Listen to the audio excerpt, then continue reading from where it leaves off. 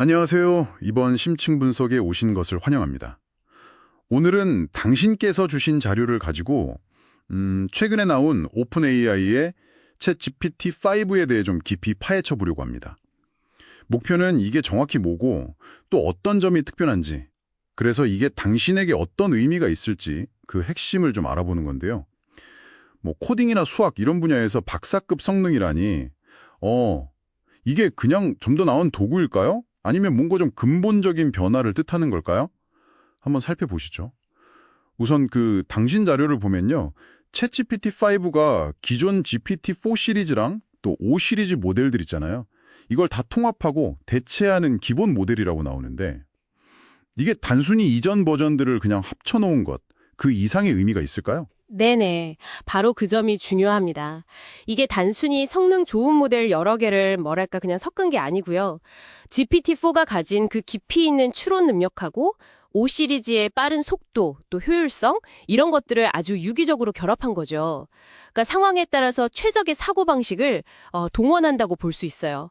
좀 복잡한 문제에는 깊게 파고들고 또 빠른 답변이 필요할 때는 효율적으로 반응하는 그런 식이죠. 오, 흥미롭네요. 근데 혹시 뭐 특정 작업에서는 오히려 성능이 좀 애매해질 수 있다, 이런 우려는 없을까요? 자료에서 혹시 그 점에 대한 언급은 있었나요? 자료상으로는 각 모델의 장점을 오히려 극대화하는 방향으로 통합되었다, 이렇게 강조하고 있습니다. 특히 그 전문가 수준 성능이 아주 눈에 띄는데요. 코딩 능력을 예로 들면 그 SWE 벤치마크에서 최고점을 찍었다는 게 단순히 코드를 잘 짠다는 걸 넘어서요.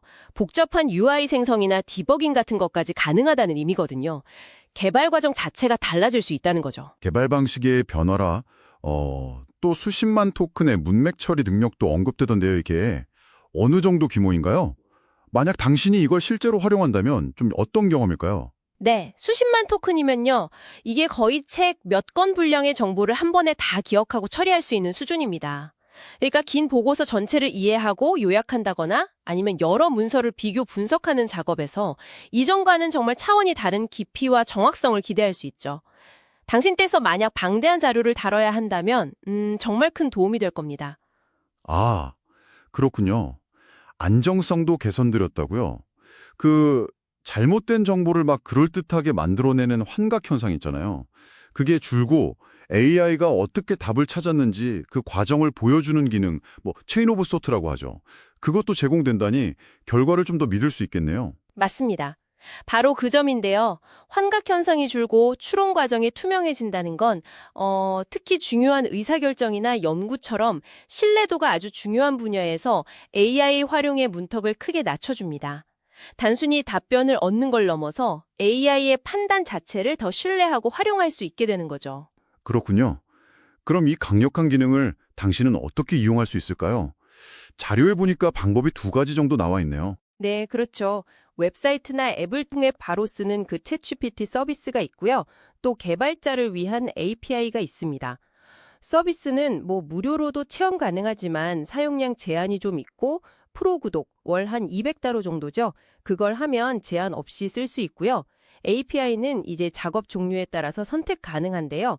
GPT-5-나노 같은 건 좀 빠르고 저렴해서 간단한 작업에 좋고 GPT-5는 복잡한 추론에 더 적합합니다.